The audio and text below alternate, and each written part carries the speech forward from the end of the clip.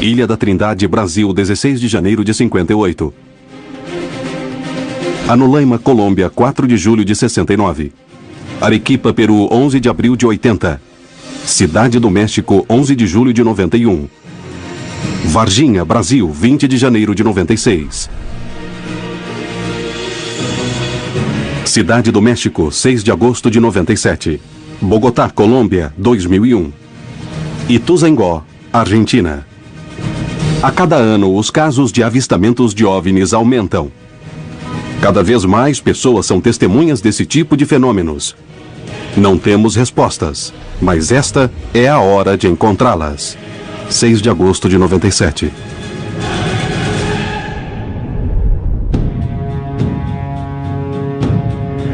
Eu vi um objeto voador não identificado. Não tinha motores, não tinha nada externo como meio de propulsão. Fomos visitados por extraterrestres? E nós não estamos sozinhos no universo. É iminente o encontro com os irmãos mais velhos. Não temos nenhuma evidência de seres inteligentes em outros mundos. As pessoas podem dizer, é um OVNI alienígena ou não é, pertence ao Comando Espacial Americano.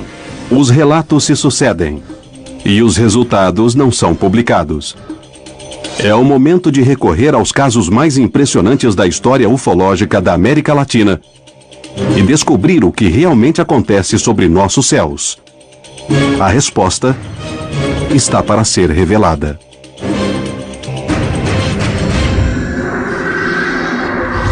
Contato extraterrestre.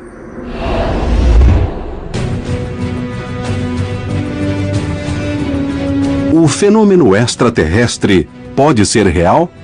Se me perguntam se o fenômeno dos OVNIs é real, eu digo que sim, é real. É um fenômeno físico, pode ser gravado, pode ser filmado, etc. É possível que a América Latina seja palco de visitas constantes de seres de outros mundos? É algo que está em nosso espaço fora de controle, certo? Ninguém sabe o que é. Nós estamos falando de um perigo sério, já que não se tem controle. Quais são os segredos que se ocultam por trás do fenômeno dos OVNIs?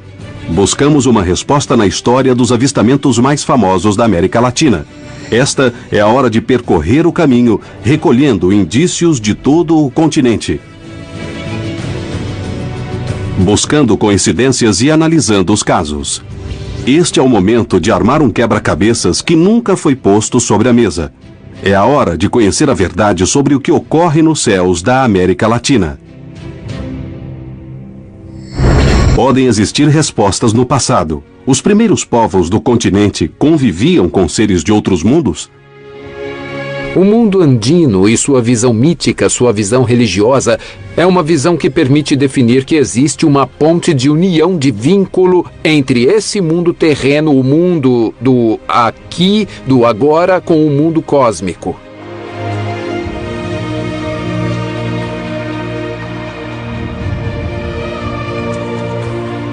Existe uma série de elementos, como os chamados petróglifos, ou alguns elementos em pedra, mas se os analisarmos no contexto, podemos perceber que essas sociedades tinham uma estreita relação com as constelações e com o mundo das estrelas. Existem indícios que se repetem em todo o continente. Poderiam ser a verdade? Ou não sabemos lê-los?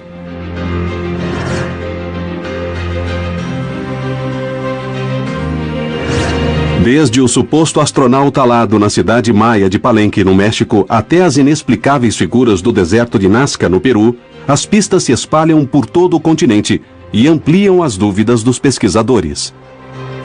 Fica muito difícil para estabelecer essa relação entre extraterrestres e as mais antigas civilizações. No entanto, existem algumas questões que deveriam ser analisadas mais profundamente.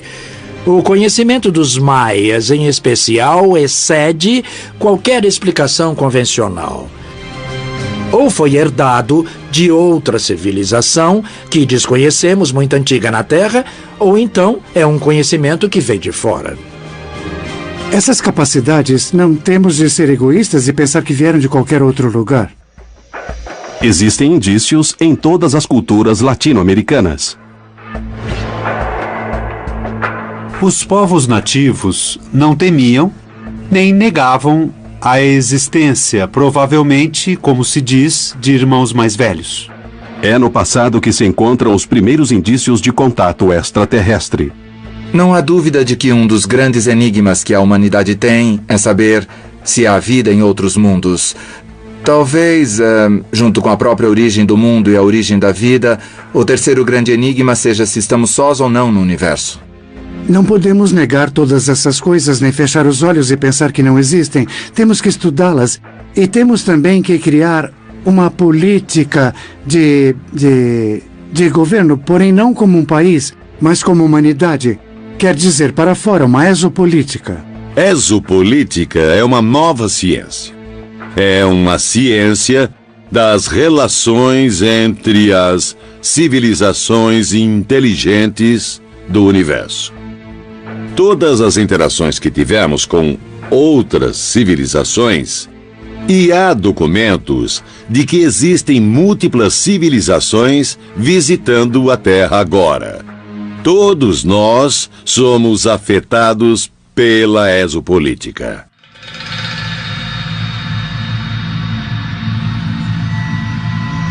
Como os exércitos mundiais estão relacionados com esses eventos? Por que motivos sempre se encontram presentes? Poderia se tratar de um suposto roubo de tecnologia extraterrestre? É possível que seja uma tecnologia pertencente a uma potência estrangeira que a use a seu favor e contra as demais. A opção 2 é que seja uma tecnologia não local, que tenha sido capturada igualmente por uma potência estrangeira. E a terceira opção é que seja tecnologia não local e usada por alguém sem nenhum controle sobre nós, e que possivelmente nem sequer seja deste planeta. Ex-agentes, pesquisadores e pessoas que parecem dispor de informações importantes falam sobre isso a quem queira escutá-los. Será que isso pode ser verdade? Isso poderia ser ou de naves que foram recuperadas depois de quedas, de naves extraterrestres, ou poderia vir de tecnologias que foram recebidas de civilizações extraterrestres com as quais tenhamos acordos. Nas décadas de 50 e 60, aconteceram casos documentados na América Latina em que os próprios governos divulgaram informações sobre avistamentos de OVNIs. Foi a partir da década de 50 que os casos começaram a ser investigados e catalogados. A Marinha Brasileira foi protagonista de um dos casos mais famosos da América Latina. O caso da Ilha Trindade, ele foi um caso muito famoso no Brasil nos anos 50 e 60. Sempre que você procurar em qualquer livro de ufologia, você vai ver as referências ao caso Ilha da Trindade. Brasil. Ilha da Trindade, 16 de janeiro de 58. Pouco depois do meio-dia, o navio oceanográfico da Marinha Brasileira Almirante Saldanha se encontrava diante da ilha. O Almirante Saldanha, que era um barco de escola, um barco em que se ensinava a ser marinheiro, e havia uma quantidade de oficiais a bordo, uma coisa entre 2 e 3 dúzias, e todos viram o fenômeno e chamaram Almiro Baraúna para que ele fotografasse. Baraúna morreu no ano 2000, mas deixou uma gravação de suas lembranças daquele momento.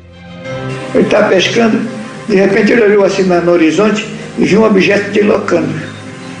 Eu vi a fotografia lá na Marinha e comecei a fotografar. Eu estava com 6 chapas na máquina. Bati a primeira, a segunda, a terceira ele entrou atrás do Morro Desejado, esperei um pouco, ele passou, enquanto isso o pessoal está correndo. Me jogaram no chão, eu fiquei ajoelhado embaixo da murada a bater. O objeto saiu de trás do Morro Desejado, parou um pouco e a melhor foto, aquela está mais destacada e está mais nítida.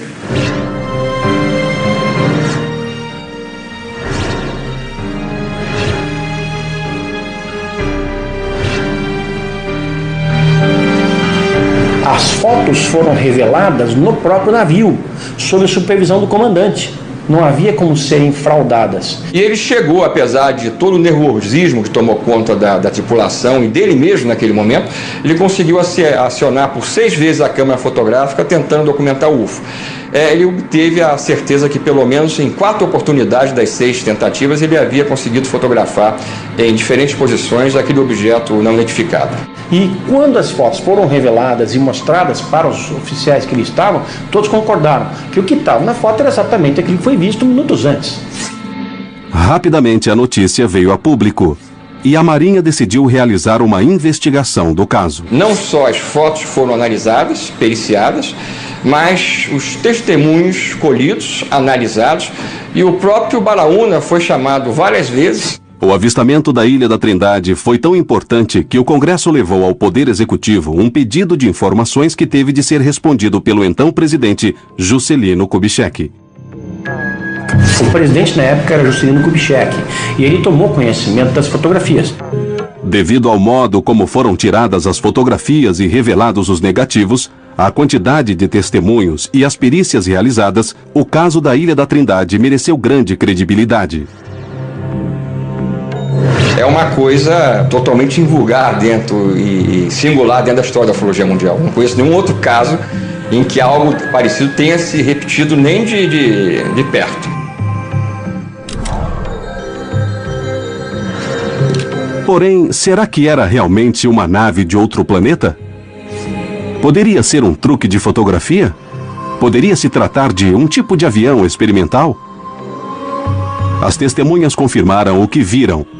Entretanto, não foi possível reunir mais provas, além das fotografias tiradas e reveladas no navio. Eu sou um ufólogo que não acho que, para aceitarmos a existência de UFOs, precisamos necessariamente achar que UFOs sejam naves extraterrestres. A ciência ainda não conseguiu comprovar sequer a vida microscópica em outro planeta. Recentemente, alguém tentou alegar que as fotos são fraude. O fato é que ninguém conseguiu até agora dizer o caso da Trindade é fraude. E ninguém vai conseguir. Não há mais o que se provar a respeito dessa ocorrência. Ela já está suficientemente comprovada. Além das conclusões e dúvidas que o caso possa gerar, as fotos da Ilha da Trindade trouxeram a público o interesse dos governos latino-americanos em seguir de perto e investigar o fenômeno dos OVNIs na região. Atualmente, os investigadores continuam buscando respostas, coletando suas próprias evidências e tentando compreender o que ocorre nos céus. 95% são casos que se podem explicar perfeitamente bem. Casos ópticos, meteorológicos, fenômenos aeroespaciais, tecnologia espacial e militar não divulgada. E em relação aos outros 5% inexplicáveis, sim, temos visto casos que não têm explicação óptica, nem meteorológica, nem militar. Não podemos nos fechar e nos cegar diante da possibilidade de que, por trás de todas essas histórias, possa ter uma pepita de ouro. O que ocorre é que, se estamos dispostos a acreditar, então, como fazemos para diferenciar aquilo que é potencialmente valioso daquilo que é mentira, ficção, meteorologia? Cabe a nós, então, ir buscar uma resposta para esses 5%. E certamente a metade vai ter uma resposta e a outra metade não vai ter. Devemos buscar as respostas no presente. Devemos armar nosso quebra-cabeças para descobrir se a América Latina recebeu visitas de outros mundos. Na antiguidade, os indícios são pelo menos perturbadores. No entanto, é nos séculos 20 e 21 que se encontram as provas mais surpreendentes.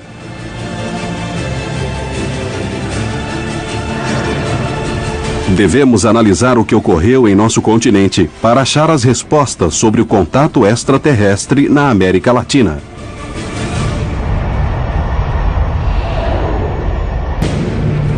O que são realmente as luzes que se veem em nosso continente? Será que os governos da América Latina guardam informações secretas? Essas luzes trazem algum perigo para os céus e as pessoas? Até meados da década de 60, os organismos oficiais divulgavam os casos. Porém, algo mudou de repente. Anulaima, Colômbia, 4 de julho de 69. O caso de Arcêncio Bermúdez é um dos casos mais impressionantes e também mais curiosos da história dos extraterrestres na Colômbia. É o mito da ufologia colombiana. É um dos casos mais antigos, pois esse caso foi de 4 de julho de 1969. Nessa noite, Arcêncio Bermúdez se encontrava em sua chácara, a 50 quilômetros de Bogotá. E estavam alguns parentes, estava uma prima e os sobrinhos dela. Estavam com uma lanterna falando em código Morse. De repente, algo estranho aconteceu.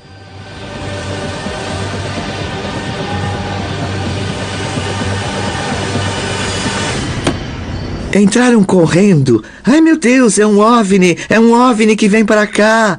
Mas ninguém acreditou neles, até que, finalmente, a sala de jantar foi iluminada e então todos se assustaram e se levantaram e viram um OVNI ali parado, no ar, perto do morro.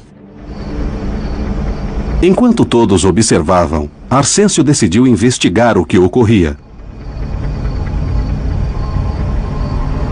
Ficou bem embaixo do objeto e foi iluminado por sua luz. Quando estava a poucos metros dele, o objeto se foi, desapareceu. Ele voltou com uma dor terrível no peito e congelando de frio.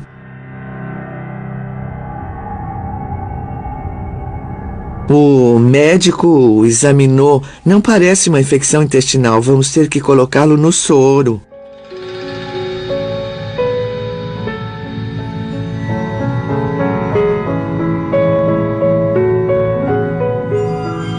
Estava completamente desidratado. E havia como que água em volta do coração que quase não se sentia. O pulso estava fraco e o termômetro não marcava nada.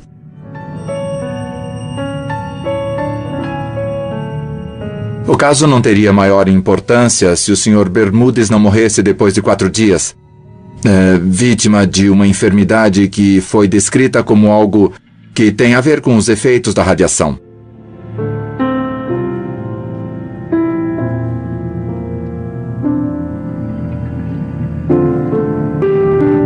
Arcêncio Bermúdez morreu sem que se pudesse fazer nada. E o mistério continuou. Depois de uns dias, fizeram um contato pessoas da APRO, que é um órgão da NASA, e aí perguntaram se era possível levar o cadáver de meu tio, pois necessitavam dele para fazer alguns estudos lá na APRO. Mas o irmão de meu pai não quis dar permissão. No entanto, 5 anos depois, o corpo havia desaparecido. Existe muita especulação ao redor do caso. Até se menciona que vieram os especialistas dos Estados Unidos que roubaram o cadáver. Coisas desse tipo. Há algo de folclore nisso. Mas o fato é que foi assim, que houve uma exposição bastante grande na mídia nessa época. Até hoje não se sabe ao certo o que houve com o corpo de Arcêncio Bermúdez. Será que foi uma grande coincidência ou a luz realmente estava envolvida com a morte de Bermúdez? Poderia ser algum tipo de teste radioativo?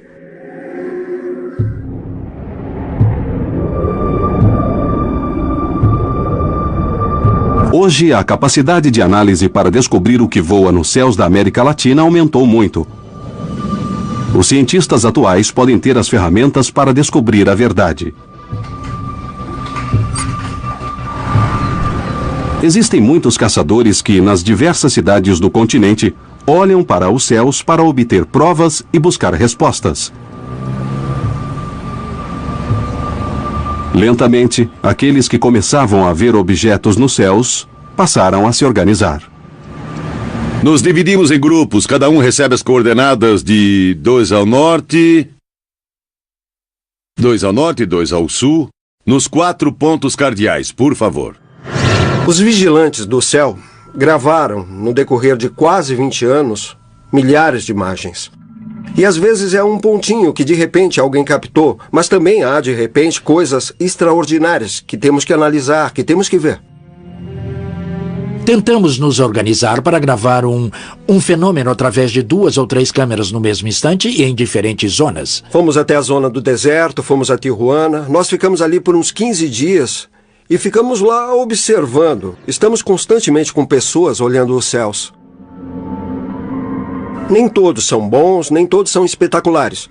Porém, estão aí esperando uma resposta e se fala de objetos voadores não identificados nestas imagens. Os avistamentos na América Latina têm trazido nos últimos anos experiências únicas. Muitas pessoas observaram o mesmo objeto e esses tipos de fenômenos foram gravados por diversas câmeras de vídeo. Todos afirmam verem luzes que não têm explicação. O vídeo de Pedro Hernandes, no qual um objeto libera mais de 100 esferas, é absolutamente inquestionável. No dia 2 de maio de 2009, eu me dirigi até satélite, para as torres de satélites. Então observei um objeto que estava abaixo. Vi um avião e pensei, vou gravar o vídeo com a referência desse avião que vinha. E no momento em que vai passando o avião, vou focando no objeto que estava no fundo. E foi então que esse objeto começou a soltar. Não sei se podemos dizer centenas de esferas que foram saindo de um e de outro lado. O objeto dava voltas, dava muitas voltas quando ia saindo as esferas. Quando parou de expulsar as esferas, seu movimento ficou bem mais lento. Porém, Pedro Hernandes não foi o único a gravar esse fenômeno. Nesse mesmo dia, de outro ponto da cidade, Alfredo Carrilho também gravou o objeto.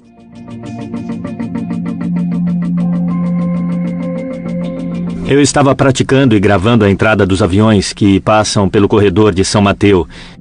E quando estava gravando um avião KLM que vinha da Holanda, eu percebi a existência de um objeto escuro que estava pairando.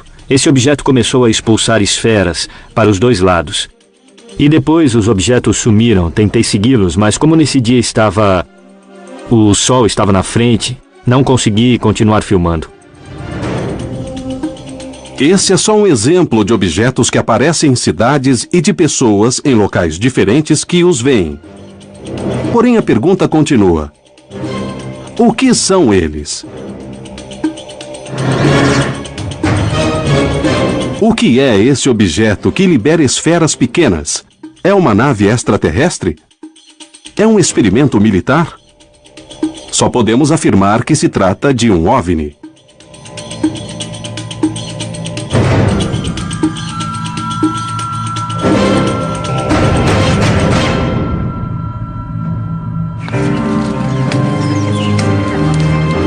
Ituzaingó, Argentina. Vi uma luz que vinha do norte. Daí eu peguei minha câmera e comecei a filmar. Ele começou a crescer mais. Até que, ele parou no que seria a minha vertical. Não parecia se deslocar por meios convencionais. A primeira coisa que vi foi uma esfera, e se notava que não era a estação espacial, não era nada raro, nem um avião, porque se notava o núcleo de cor rosa. Logo vi que fez uma aceleração para a minha esquerda. Aí então eu já não tive mais dúvidas de que não era um avião, de que não era um satélite qualquer coisa, porque nenhum satélite, nenhum avião dá uma acelerada rápida e depois freia. Surpreendentemente, essa região está sendo protagonista de inúmeros avistamentos. 3 esferas de grande tamanho iam se movendo muito devagar. É uma coisa que provoca uma sensação de euforia, medo também pode ser um pouco. E aparecem muitas perguntas na cabeça. O que continuei vendo era uma esfera que se deslocava muito lentamente nos céus, que tinha um comportamento anômalo no sentido de que começava a pulsar e desaparecia. A imprensa e os pesquisadores perguntam o que está ocorrendo. A questão é, do que se trata isso? Serão naves terrestres? Serão naves extraterrestres? São naves? Se trata de portais interdimensionais? Há toda uma variedade de teorias e de possibilidades que não faltam. Toda esta zona, por estar rodeada e por ser um centro de bases, é um ponto central desse fenômeno. A mim, pessoalmente, o que mais interessa é o que está acontecendo. Como estamos nos unindo nessa investigação e como começamos a pensar juntos, não é mesmo? As experiências se dividem entre as que têm centenas de testemunhas e outras que são individuais. Muitas vezes, essas experiências individuais parecem ter a chave para compreender de alguma maneira se esses objetos tentam se comunicar. Foi assim que aconteceu com Aziz, que mora em Lima, a capital do Peru.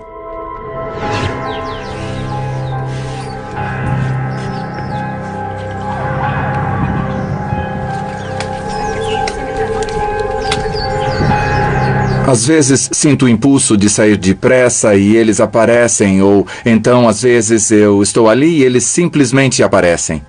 Eles começaram a permitir que eu passe a filmá-los. Finalmente eles me pediram que começasse a divulgar as informações. Tenho mais de 20 horas de filmagens de contatos. Na Ilha da Trindade, as provas estiveram visíveis. Em Anolaima, o caso de Bermúdez não teve uma explicação. Será que realmente roubaram seu corpo? Por que ele morreu? Não se tem respostas. Porém, nos anos seguintes, outros casos continuaram a expor provas surpreendentes e sem explicação.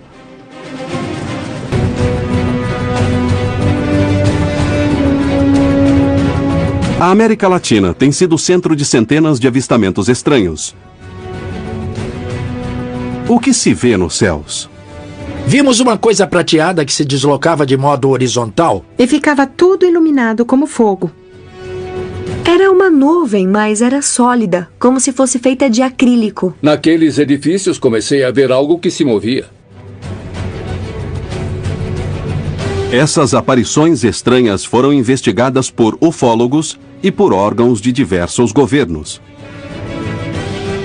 Muitas vezes, parte das investigações chegam à imprensa. No entanto, um dia, as informações não foram mais divulgadas.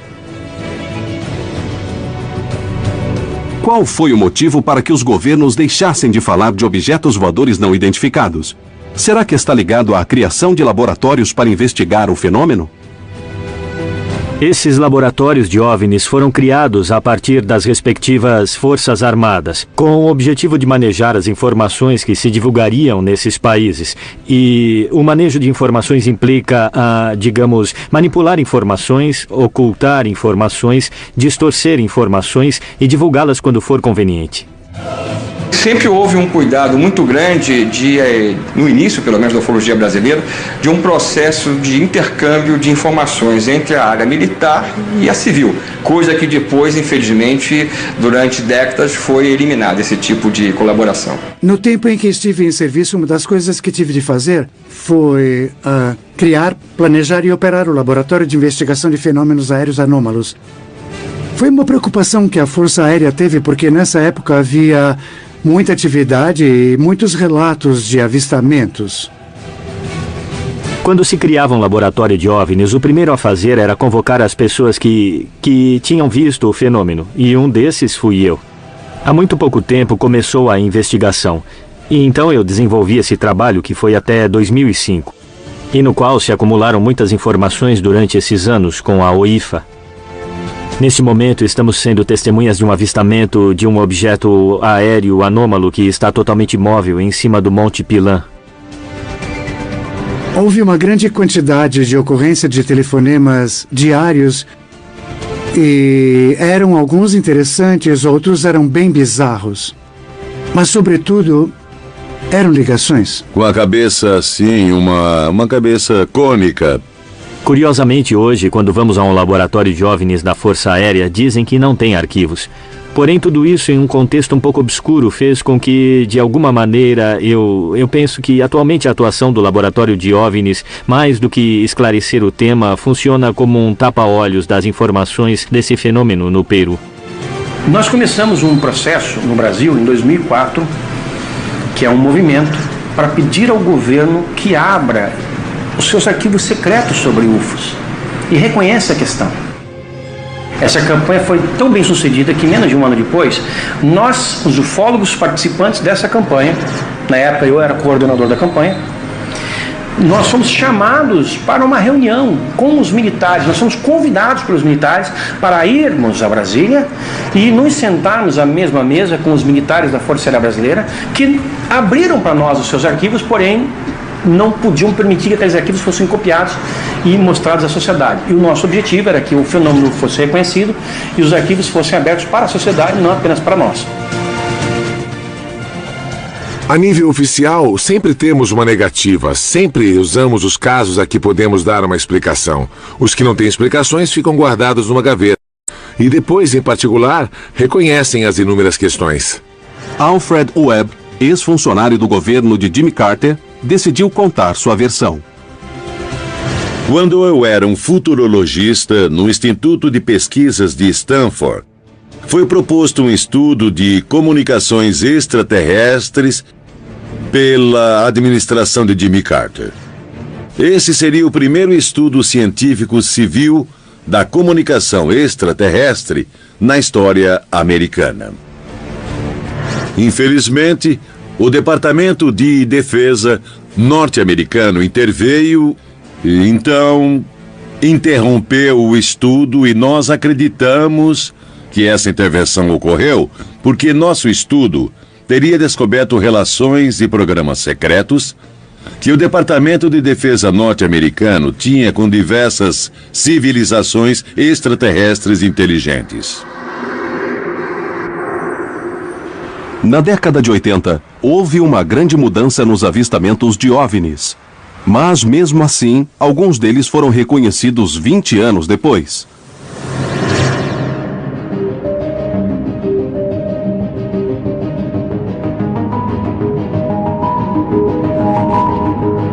Arequipa, Peru, 11 de abril de 80.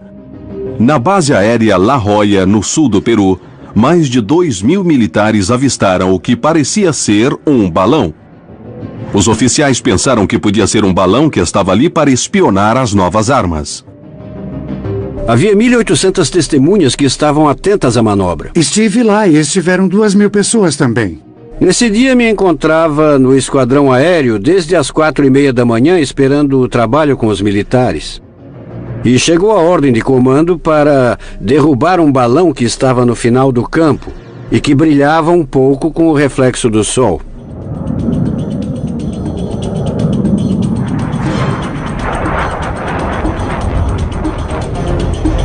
A primeira coisa que ele fez foi apontar e disparar no que se chama na terminologia militar uma parede de fogo. Soltei uma rajada longa de 34 tiros. Eu esperava ver esse globo destruído e não aconteceu. Ele viu que os impactos eram como espetar um alfinete numa gelatina, não? Não acontecia nada.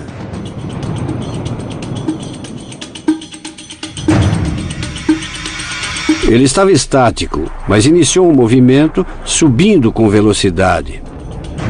Como eu estava com boa velocidade em descida, o que fiz foi conectar a pós-combustão de meu avião e comecei a segui-lo.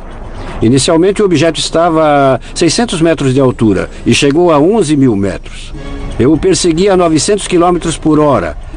Não podia alcançá-lo, mas ele também não se afastava mais. O objeto fez uma coisa que viola a lei da física. Parou de repente. Me esquivei, voltei a tomar posição de pontaria e quando estava ainda chegando na distância de disparo dos canhões, cerca de 200 metros, o objeto que estava parado fez uma subida repentina de uns 1.000 metros e meu avião ficou sem possibilidade de disparar. Ele me evitou.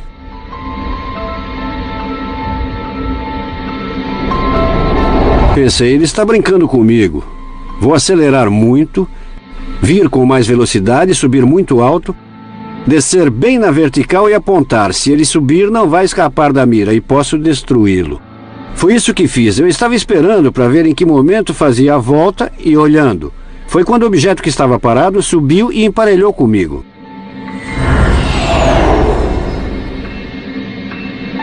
Aí acendeu minha luz indicadora de baixo nível de combustível, porque havia estado todos esses minutos com a pós-combustão ligada e consumindo muito combustível.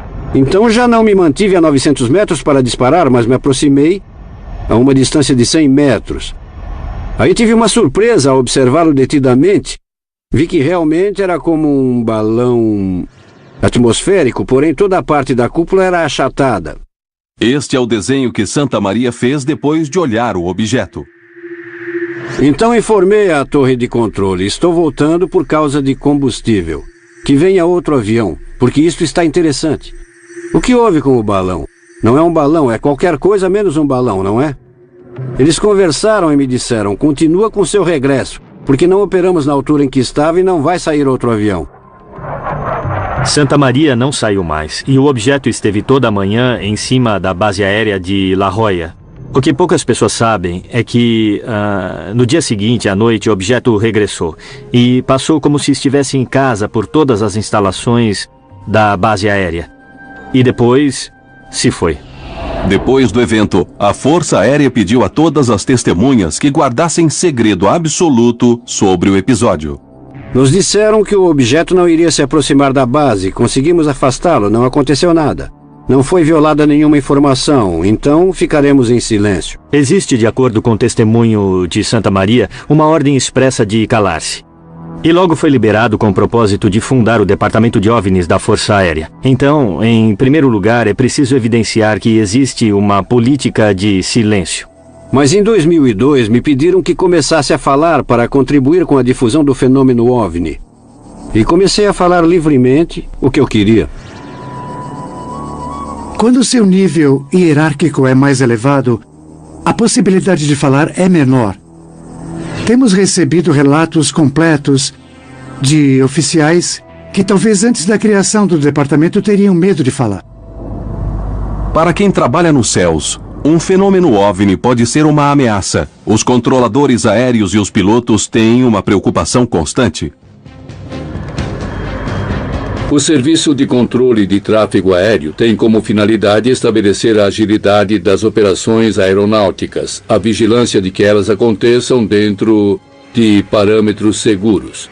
Meu trabalho é precisamente observar, e é quando se começa a pensar e se dar conta de que o fenômeno é tremendamente perigoso. A preocupação principal é a possibilidade de que essas atividades ponham em perigo as operações aéreas em geral e, sobretudo, a soberania, não? Um avião sempre vai se comportar como um avião. O fenômeno não se comporta igual. Vira muito rápido. Simplesmente não existem aviões que voem de ré. E então, se juntarmos tudo isso e pusermos na aviação, em que existe muito tráfego e a separação das aeronaves é de 30 segundos... nós estamos falando de um perigo sério. Um país tem de ser dono de tudo o que tem. E, assim como há um limite marítimo, há um limite no espaço também. Estamos falando que se no âmbito geral não é bem aceito, não é reconhecido, então nos deixa vulneráveis no âmbito profissional. Os casos na América Latina provocam interrogações. Algo estranho acontece, mas o que será? Diante da suspeita de um satélite espião, a Força Aérea Peruana deu ordens de atacar, mas as armas foram inúteis. Quem nos observa? Por quê? Em todo o continente, pessoas armadas com filmadoras começaram uma caçada de imagens. Como vai? Tá tudo bem? Cada um recebe as coordenadas de... Paranoia? Busca de respostas e provas? 2 ao norte e 2 ao sul. O que começaram a buscar? O que acharam? Porém, a chegada de centenas de casos trouxe um novo desafio. Como diferenciar os vídeos que realmente tinham imagens valiosas para a investigação de OVNIs?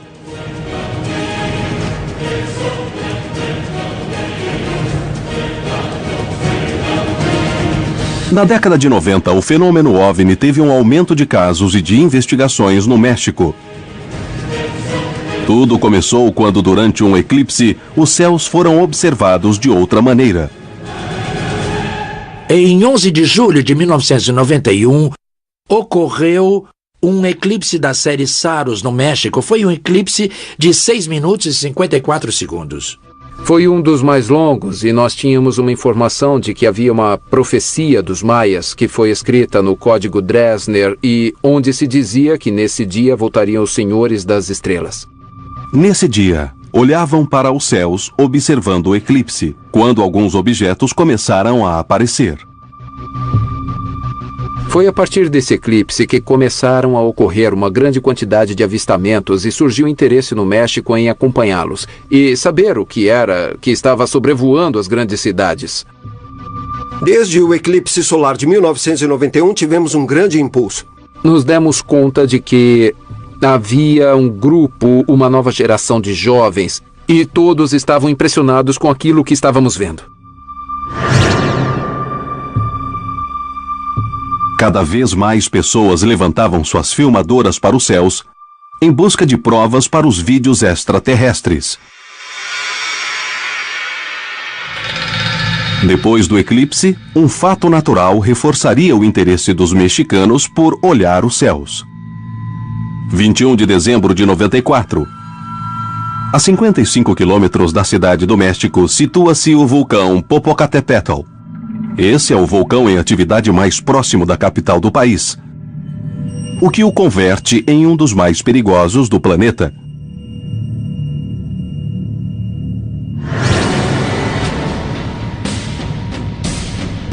Uma explosão no interior do vulcão produziu uma nuvem de cinzas que se expandiu em um raio de 25 quilômetros. Mas havia mais do que cinzas, fumaça e lava em sua cratera.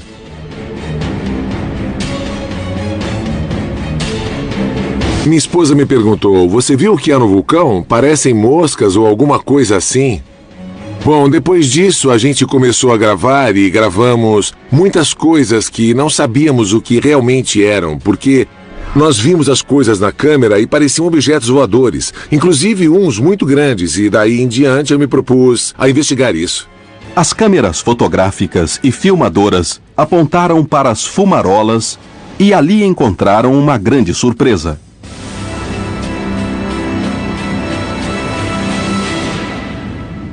Eu vi alguma coisa que entrava na cratera do vulcão.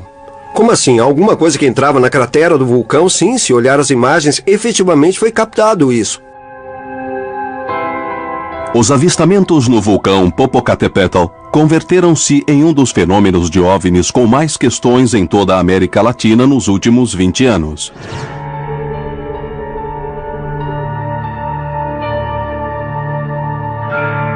O entusiasmo também trouxe muitos erros e muitos vídeos que eram perfeitamente explicáveis, mas que foram interpretados como OVNIs.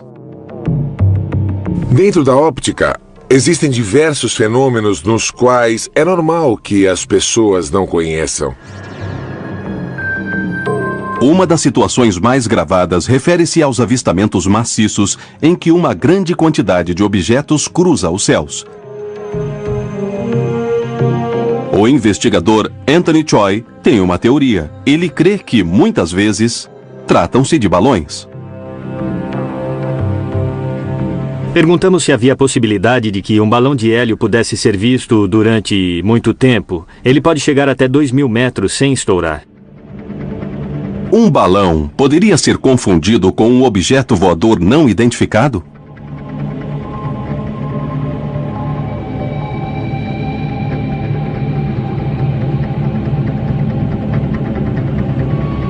Quando se soltam balões, as pessoas se confundem pensando que é um OVNI, quando realmente é por não saber que alguém em algum lugar soltou um balão.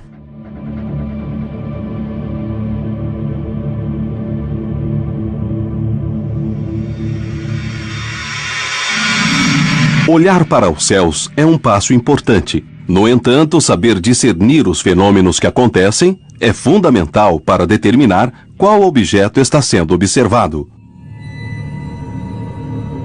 Geralmente confundem muito o brilho bastante excepcional dos planetas quando estão no horizonte. Centelhas, meteoritos e cometas e também satélites. Desde há uns 15 anos, com a montagem da Estação Espacial Internacional, se multiplicaram esses avistamentos devido ao fato de a Estação Espacial Internacional já estar completa e já ser mais brilhante do que o planeta Vênus. Nas serras temos muitos eventos ao amanhecer e ao entardecer, porque tanto o Sol, a Lua e alguns brilhos muito intensos se refletem nos picos nevados, e em forma de tela se refletem também nas nuvens. E aí existem movimentos bastante interessantes. E quem não está informado crê que são movimentos de naves bastante estranhos. Quando classificamos como OVNI, não significa necessariamente que validamos que seja uma nave de origem extraterrestre. Simplesmente que, por falta de dados ou por má informação, não podemos dizer exatamente o que é. Devido à mitologia que foi gerada em torno daqueles objetos que não se pode identificar, permaneceu durante décadas esta ideia de atribuir uma origem extraterrestre a um objeto que não se pode identificar. A criação de órgãos oficiais para investigar as denúncias da população civil revela a importância e o aumento da presença de OVNIs na região e deixa claro que os governos reconhecem que algo está acontecendo nos céus. 11h47 da noite, 9 de setembro de 95. Houve uma aceleração do número de governos que tornaram públicos seus arquivos sobre extraterrestres. Temos agora entre 30 ou 40 governos que tornaram os arquivos públicos e temos organizações de exopolítica em grande parte do mundo. As investigações vêm a público anos depois de serem realizadas. Os especialistas oficiais têm um objetivo. Mas qual é ele? Esclarecer os fenômenos? A quem se reportam? Será que os relatos completos chegarão algum dia à população? O quebra-cabeças está sendo armado. Contatos militares, interesses governamentais, objetos recuperados. Quem está por trás disso? No final da década de 90, aconteceram alguns dos casos mais famosos dos avistamentos de OVNIs em toda a história da América Latina.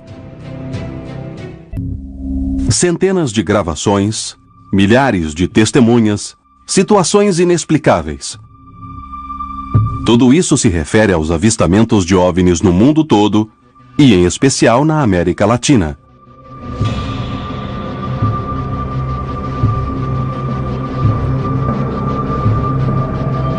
O fenômeno existe, não se pode negar, pode-se filmar, é histórico e está registrado. Estão acontecendo cada vez mais avistamentos na região. Centenas de testemunhas veem e gravam os mesmos fenômenos em diferentes lugares, confirmando que se trata de uma realidade que está em nossos céus. O sigilo dificilmente é evitado pelos investigadores, especialmente quando diferentes órgãos começam a atuar. Quanto maior é o caso, maior é o esforço das pessoas em detratá-lo.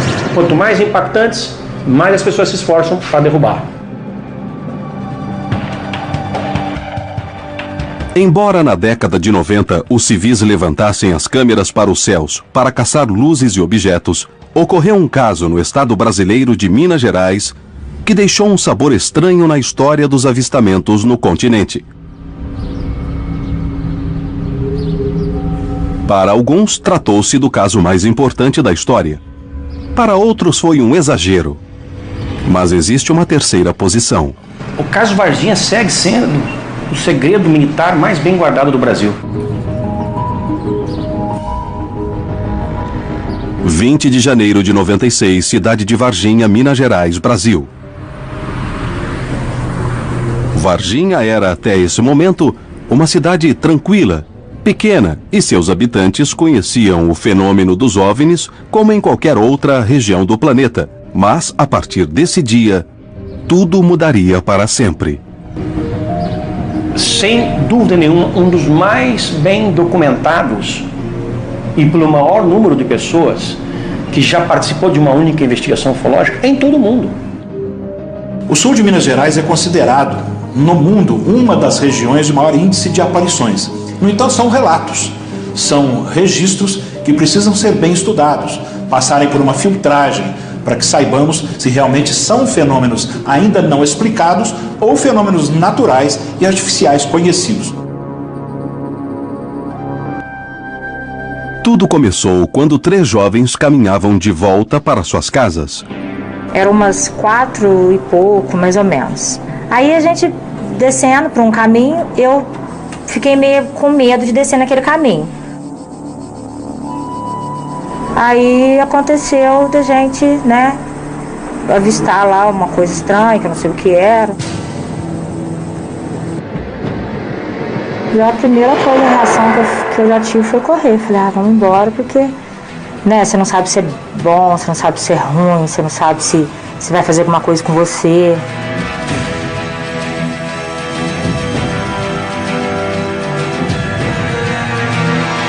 Mas a reação dele não tinha como descrever.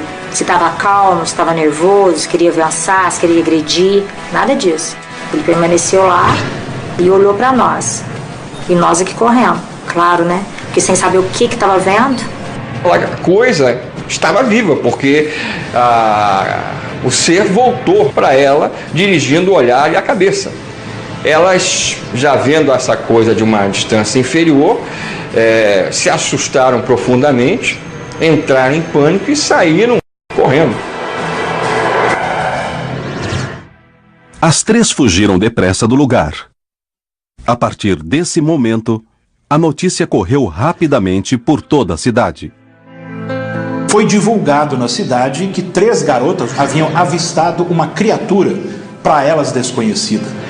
O que eu vi é que é marrom, dos olhos vermelhos, a pele oleosa, estava agachado, mas não chegou naquilo que eu vi.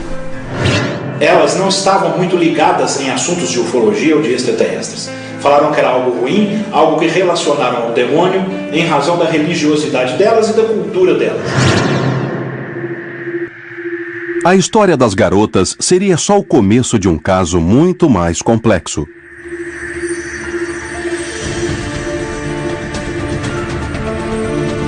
Em meio à paranoia, as forças públicas começaram a atuar.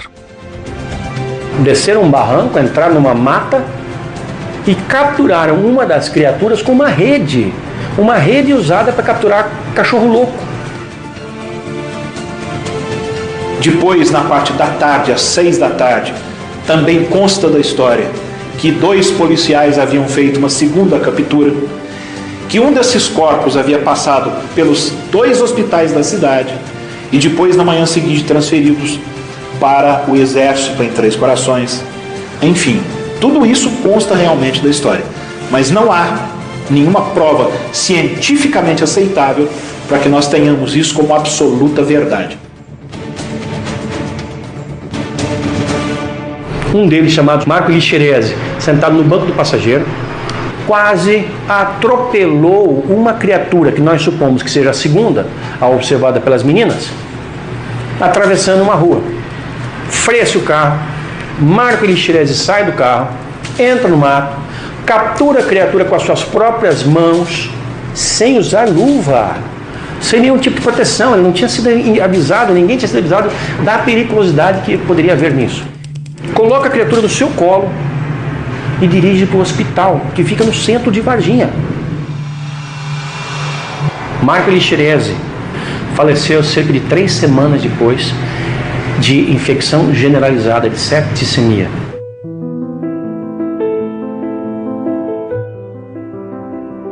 O Dr. Furtado foi quem o atendeu. Ele nos diz como foi esse momento. Um paciente que estava com febre muito alta, com faces de sofrimento, por dor nas costas, e igual qualquer pessoa que está com uma infecção. Os médicos do hospital tentaram salvá-lo. Ele não tinha nenhuma imunodeficiência adquirida das conhecidas nossas. Porém, antes de morrer, ele fez uma confissão. Ele me relatou que ele participou da captura de um ser que tinha aparecido aqui dias anteriores, que inclusive tinha lesionado o seu braço. Nunca vi outro quadro igual. Dessa forma, não.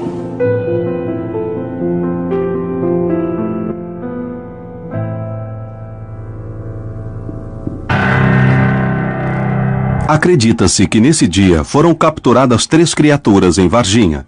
Nunca mais se soube delas. Alguns vizinhos afirmam ter testemunhado movimentações estranhas durante esses dias. Na segunda-feira, que a gente ficou sabendo, eu estava indo pela rumo a Fernão Dias e lá eu avistei 3 caminhões de comboio, né, do Exército de Três Corações. As forças militares negaram o incidente desde o primeiro momento. Esse militar descreveu de maneira detalhada das manobras aparentemente ligadas ao acobertamento, que foram feitas para dissimular, na verdade, que no final das contas envolvia um contato com uma criatura morta, de origem não terrestre. O que realmente aconteceu em Varginha? Afirmar hoje em dia que criaturas foram capturadas pelo Corpo de Bombeiros, pela Polícia Militar e pelo Exército, como consta da história do caso, eu não posso mais fazer esta afirmação enquanto não tiver provas para serem exibidas. Tempos depois, o próprio Exército fez uma declaração pública com uma possível explicação. A conclusão deles de que elas teriam avistado apenas um rapaz da cidade que nasceu com alguns problemas de ordem orgânica e psíquica. Isso é uma conclusão de um dos setores. Houve uma pressão tão forte sobre os militares que, finalmente, na semana seguinte, foi liberado o atestado de óbito do rapaz. Todas as explicações dadas pelos militares eram explicações fugazes. Não restou dúvida de que havia algo extremamente sério sendo acobertado. O caso de Varginha ainda permanece sem explicação. As versões oficiais negam o que afirmam as testemunhas, que mesmo com o passar do tempo, continuam a manter sua versão, sem contradições, como no primeiro dia. Dizer o que realmente foi com segurança é muito difícil, quase impossível. Foram os ufólogos que acabaram por transformar o caso Varginha em algo relacionado às crenças de que seres extraterrestres poderiam ter aparecido aqui e elas teriam avistado. O caso Varginha segue sendo o segredo militar mais bem guardado do Brasil, porque não há nada comparável ao que se passou em Minas Gerais.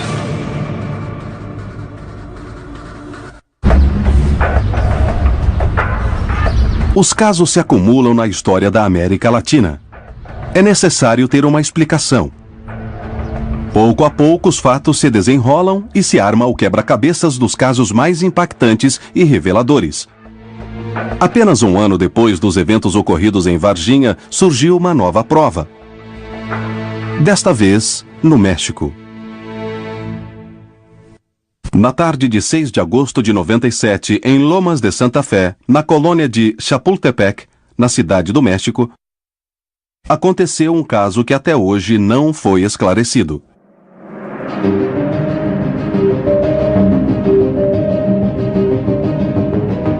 Chegou um vídeo com uma carta anônima, com um nome, porém, falso. Um vídeo que, no primeiro momento, eu pensei que não fosse verdadeiro. Porém, ao assistir o vídeo, o jornalista decidiu investigá-lo. Se tratava de um objeto que estava sobrevoando aquela zona e houve vários testemunhos de pessoas que foram afetadas. Uma das evidências mais claras que há do fenômeno e que até o dia de hoje não teve uma explicação satisfatória para todos. 6 de agosto de 97. O vídeo foi analisado por diferentes técnicos para confirmar se havia sido alterado ou se a fita era original. A tecnologia que existia naquele momento não permitia que ninguém pudesse ter feito isso. teria de ser uma pessoa especializada ou pelo menos familiarizada com equipamentos de televisão ou sistemas de digitalização ou de animação para poder fazê-lo. E para quê?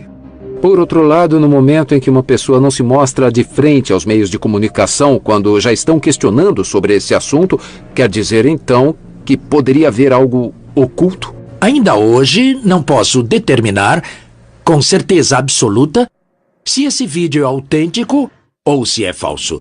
Eu o guardei, esperando que algum dia possa ter os elementos, porque de um lado e de outro tenho o suficiente para considerar que é falso, porém também tenho o suficiente para considerar que é autêntico. Essa é toda a verdade do caso do chamado OVNI de las Lomas. Agora, a tecnologia está influenciando os avistamentos porque fez com que qualquer pessoa possa baixar um vídeo de OVNIs ou possa fazer truques. E aí ela pode dizer, eu vi um OVNI e isso não ser verdade. Temos de investigar porque isso pode ser feito por computador. Será que um OVNI pode ter sobrevoado os céus de Las Lomas sem que praticamente ninguém o tenha visto? Quanto olhamos para os céus? Dia a dia, os casos se multiplicam e a América Latina tem cada vez mais relatos de avistamentos. Alguns deles são falsos, outros são enganos e alguns outros parecem não ter explicação. No ano 2000, as novas tecnologias se aliaram à busca e à investigação dos céus. Foram obtidas imagens que ninguém conseguiu explicar.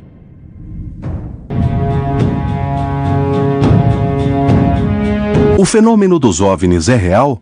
O que são as luzes e os objetos que voam sobre a América Latina? Na história do continente, centenas de casos documentados mostram um caminho. Mas, no entanto, até hoje não existem provas conclusivas sobre a procedência dessas luzes. Devido à escassez de recursos no passado, as dúvidas persistiram. Porém, atualmente, graças aos métodos de gravação, será que poderemos descobrir a verdade? É possível que estejamos cada vez mais próximos. No México, em 2004, um caso deixou os militares sem palavras. E eles solicitaram aos investigadores de OVNIs que o analisassem. O caso foi um escândalo e até hoje não surgiu uma explicação definitiva.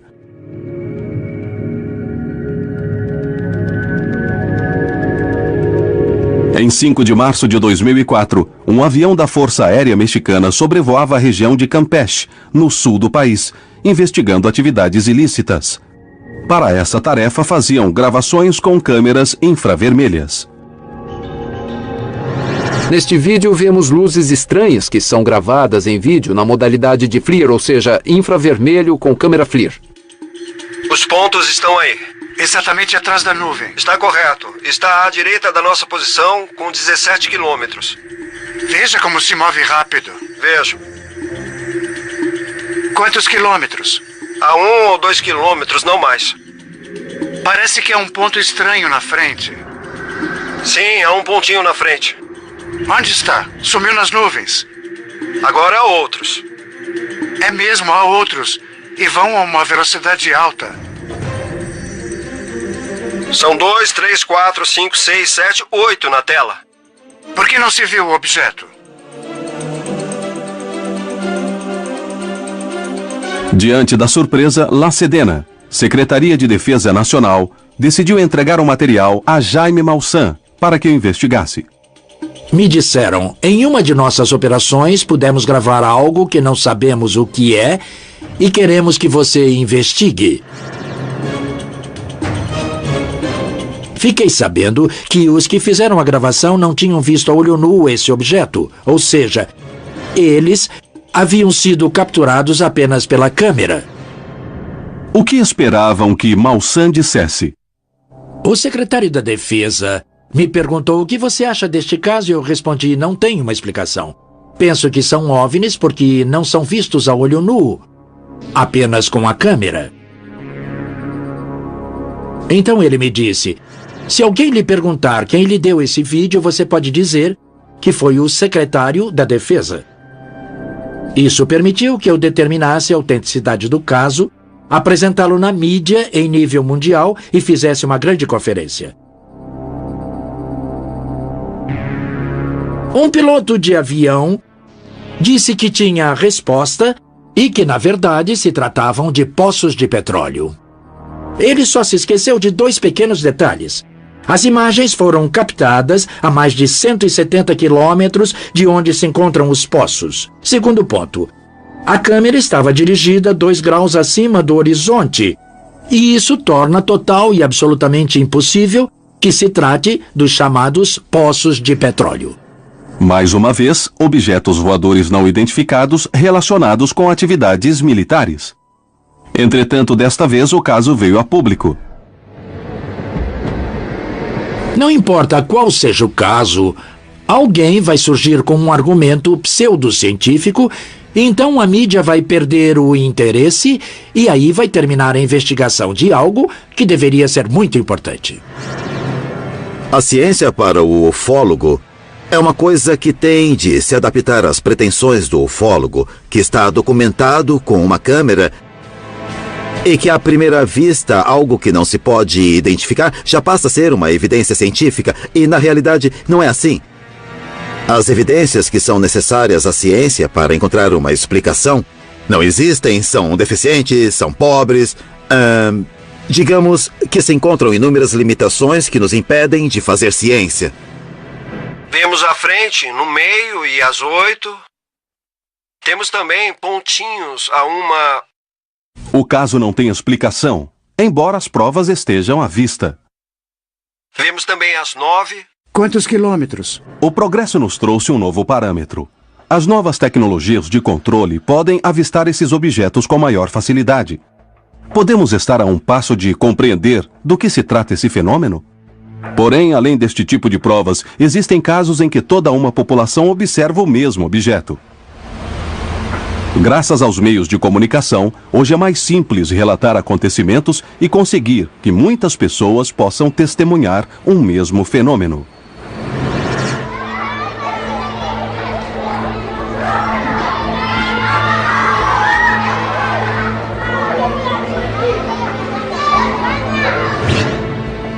Foi isso que aconteceu em Nobsa, um município do departamento de Boyacá, na Colômbia.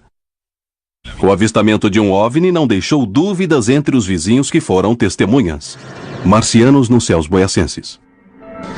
Durante os últimos dias de 2006 e os primeiros de 2007, uma estranha aparição nos céus deixou centenas de testemunhas sem palavras.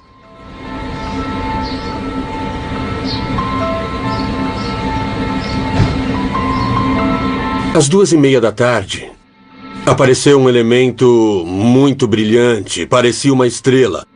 Porém, pelo horário, nós pensamos, o que será isso?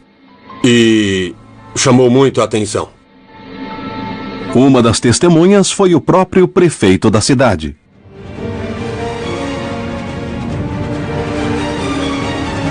Era um dia muito agradável porque era um domingo e estava na minha casa.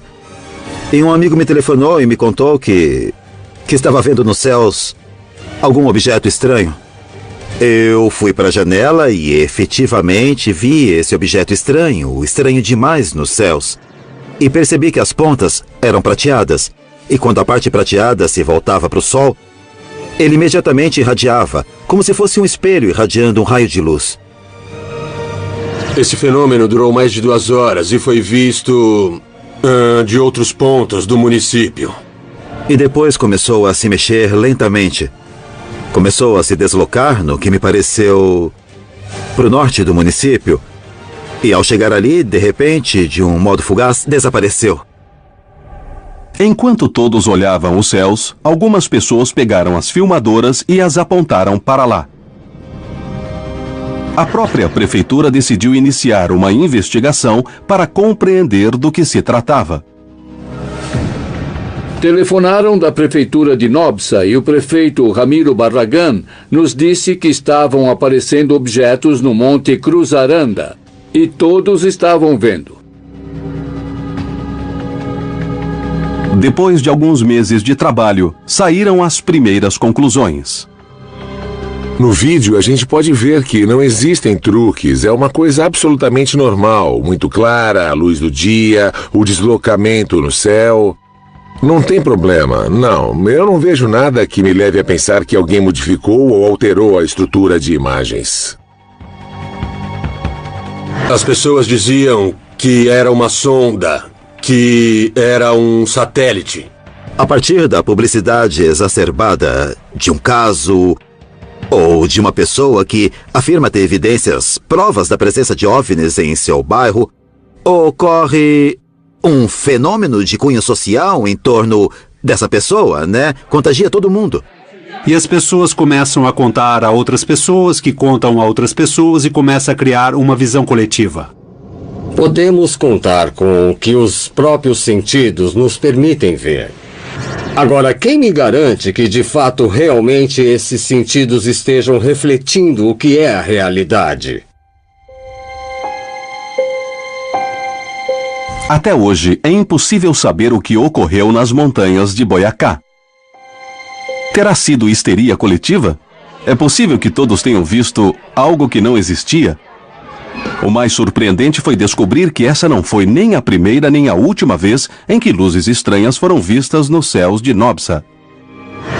As pessoas também viram há muitos anos, quando não existiam meios técnicos para gravar coisas muito parecidas. O que ocorre é que naquela época se dizia que era coisa do demônio, coisas do diabo. E justamente por isso, até existem no município uma série de locais no alto das montanhas onde se construíram algumas cruzes. Há mais de 100 anos, por ordem dos párocos e religiosos, com o propósito de espantar o demônio. O que significam todos esses casos? Por que a América Latina é testemunha constante de avistamentos de OVNIs? O que está acontecendo? Se o exército e as autoridades locais buscam explicações, isso quer dizer que a verdade se encontra nos escalões superiores? Se existe uma verdade sobre o fenômeno dos OVNIs, talvez ela possa ser encontrada agora, graças ao conhecimento prévio e por meio do uso da tecnologia e das ferramentas de análise. Como compreender o que ocorre nos céus da América Latina? Os casos mais recentes podem indicar o caminho a seguir. Atualmente, as forças de buscar os fenômenos extraterrestres mudaram. A tecnologia ajuda, mas também gera muita confusão. Quantos fenômenos são provocados por efeitos especiais?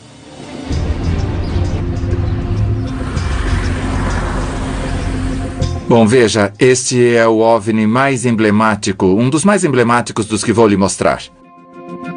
Daniel Prieto, de Bogotá, Colômbia, conseguiu identificar outro possível ponto de confluência em que os OVNIs passam constantemente.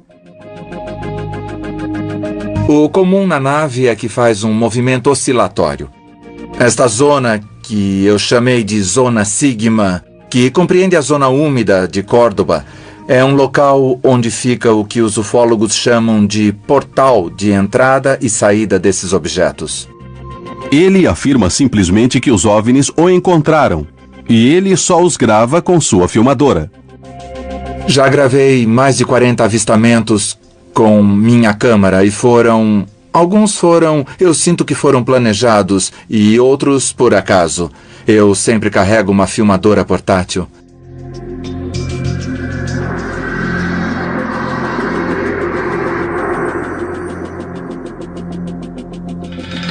Claro que ficamos muito nervosos com a pressão do momento, mas aqui você o vê levitando.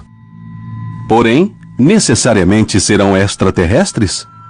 Isso talvez seja realmente um tipo de ilusão ou desinformação para ocultar mesmo os segredos que os serviços militares de inteligência têm. É uma tecnologia secreta? Ou simplesmente são objetos que as pessoas comuns não conhecem? Passou por cima de nós 5 um objeto triangular de cor cinza e todos pudemos vê-lo. E ficamos estupefatos porque o objeto estava passando por cima de nós. Vimos bem claro. Quanto aos triângulos voadores que vemos e que as testemunhas veem, e que foram fotografados. As pessoas podem dizer, isso é alienígena, mas não é. Isso pertence ao Comando Espacial Norte-Americano. Eles podem conter sistemas de propulsão e outros componentes que vêm de componentes extraterrestres que nos foram dados por programas de relação entre humanos e extraterrestres ou pela retroengenharia. Temos tamanha quantidade de satélites dando voltas, orbitando a Terra. Cada um deles tem uma especificação diferente. Há satélites chamados Flares que, por certo, em algum momento do dia, eles tiram fotos. Depois, há satélites russos que funcionam em trio. São 3 satélites que formam um triângulo perfeito. E também são confundidos com um OVNI triangular que esteja circulando pelo espaço. Porém, apesar de toda a vigilância voltada para os céus, muitas vezes é ali que as respostas desaparecem. Desde os primeiros anos da Revolução Espacial, os satélites podem ter sido responsáveis por avistamentos estranhos. Um caso ocorrido na Antártica na década de 60 poderia estar relacionado com satélites. Em 1960, uma sucessão de avistamentos obrigou a Marinha Argentina a iniciar uma investigação minuciosa em busca de respostas. Na Antártica, 3 de julho de 65, um grupo de militares e cientistas argentinos e chilenos estavam realizando pesquisas na Ilha da Decepção. Às 17 horas, viram um objeto que passou rapidamente, durante uns 15 segundos, em uma trajetória parabólica, e relataram isso. Às 19h20, foram fazer a observação meteorológica. Disseram um OVNI, e todo mundo saiu correndo para ver do que se tratava. Então avistaram um objeto que passava e mudava de cor, que se movia, e ali do campo meteorológico da estação, eles puderam ver as evoluções de um objeto que, para alguns, apresentou comportamentos que não se poderiam atribuir a nenhum avião, a nenhum satélite, nem nada parecido.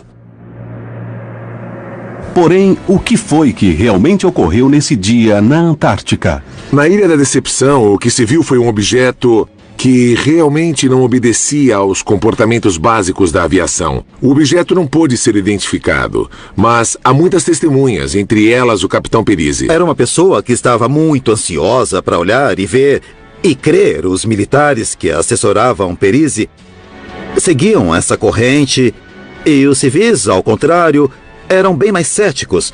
Eles não viam o mesmo que viam os militares. Cada um que estava ali deu a sua própria interpretação. Havia aqueles que estavam convencidos de ter observado um OVNI. Outros sustentavam que isso tinha se tratado da observação de uma estrela fixa e que pelo nervosismo do momento teve um processo de confusão. A Marinha tomou o depoimento de todas as testemunhas. A existência desses formulários sigilosos do Serviço de Inteligência Naval é um sinal claro de que o fenômeno de OVNIs era uma de suas preocupações, mesmo antes dos avistamentos na ilha. O Estado argentino, neste caso a Secretaria da Marinha, emitiu um comunicado oficial reconhecendo a observação de objetos voadores não identificados na Antártica Argentina.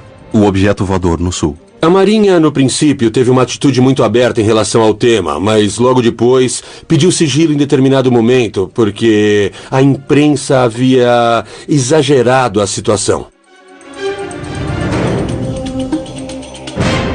Os avistamentos na Antártica se repetiram nos dias seguintes. Se nós os olharmos individualmente, corremos o risco de pensar que é um evento que pode ser explicado, que pode ser banal. Porém, se o vemos em conjunto, percebemos que não pode acontecer tudo isso e tão seguido e nesse mesmo lugar. O que eram essas luzes? Por que estavam sobre a Antártica? O que buscavam? O fato admitido por cientistas e militares abriu um novo caminho nas investigações de OVNIs no sul do continente. Teve vários cientistas que apresentaram uma hipótese de que tinham confundido essas luzes na base naval com um satélite, o satélite Echo 2. Nunca foi possível determinar exatamente o que aconteceu na ilha.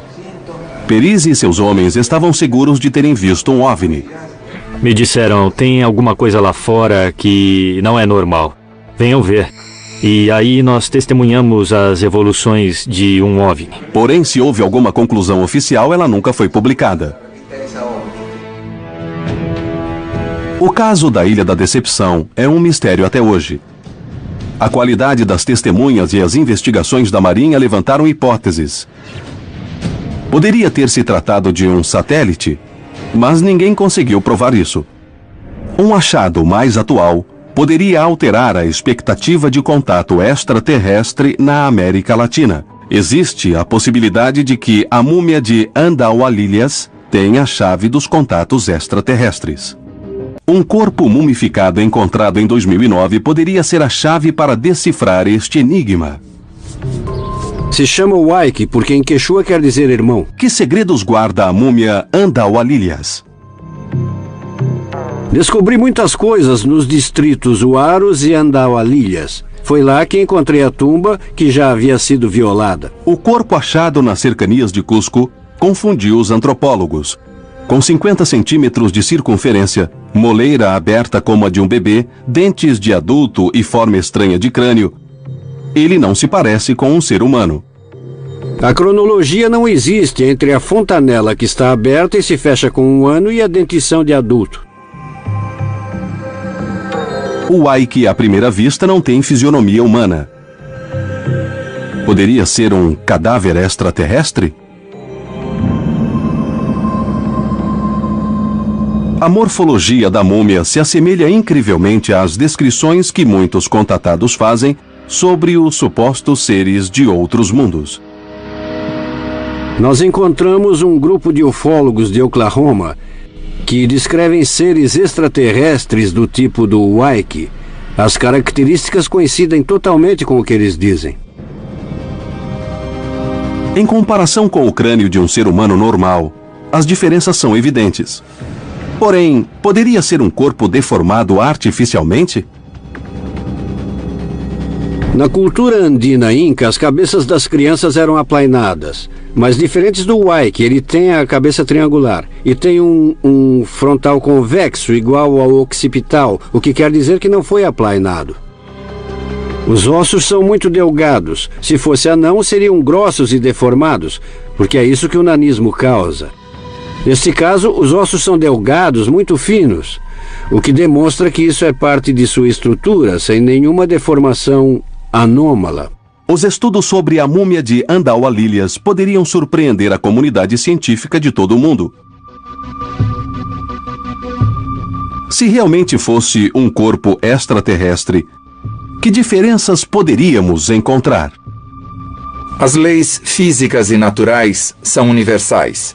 Não existe nenhuma forma de imaginar algo diferente em relação ao que as leis físicas estão nos mostrando. Se houver vida em outros mundos, deve ter carbono. Porque este é o único elemento que se combina com todos os demais para formar as grandes estruturas moleculares envolvidas no código genético e na informação que será transmitida por um organismo vivo. E, nesse sentido, de alguma forma será parecido com algo que conhecemos aqui. Que opções existem para explicar a estranha forma da múmia de Andaualilhas?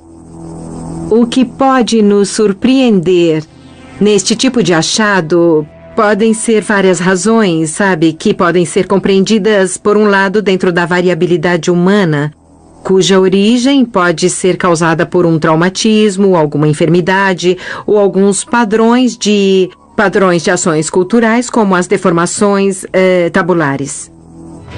A múmia de Andaualilhas poderia ser uma peça-chave na busca de extraterrestres. Será que é um corpo deformado ou se trata de um ser de outro planeta? O que está havendo na América Latina? Há indícios de casos de OVNIs na América Latina. Não são conclusivos, porém são inúmeros. De norte a sul, de leste a oeste, os avistamentos se multiplicam. Alguns se repetem, outros são extremamente diferentes. Minha opinião pessoal é que nós estamos caminhando, na verdade, para algum nível de acontecimento maior, provavelmente em termos planetários, que acontecerá provavelmente com o objetivo de mostrar de maneira definitiva para a humanidade da Terra que nós não estamos sozinhos no universo. A quantidade de informações que temos encontrado valida a afirmação de que não estamos sozinhos, não estamos sós, de que estamos sendo visitados. Mas desde quando? Desde sempre?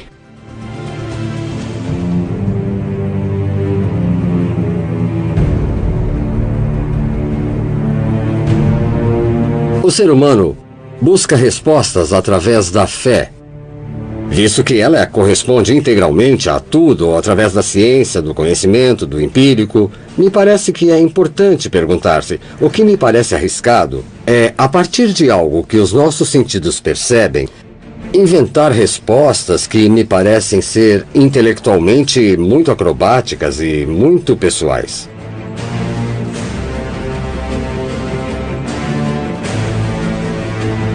Me parece difícil, a partir do ponto de vista da ciência, que essas visitas sejam uma realidade. Aliás, existe um princípio científico que diz: grandes afirmações, grandes evidências. E a afirmação de que estamos sendo visitados por seres de outros mundos em discos voadores é uma grande afirmação.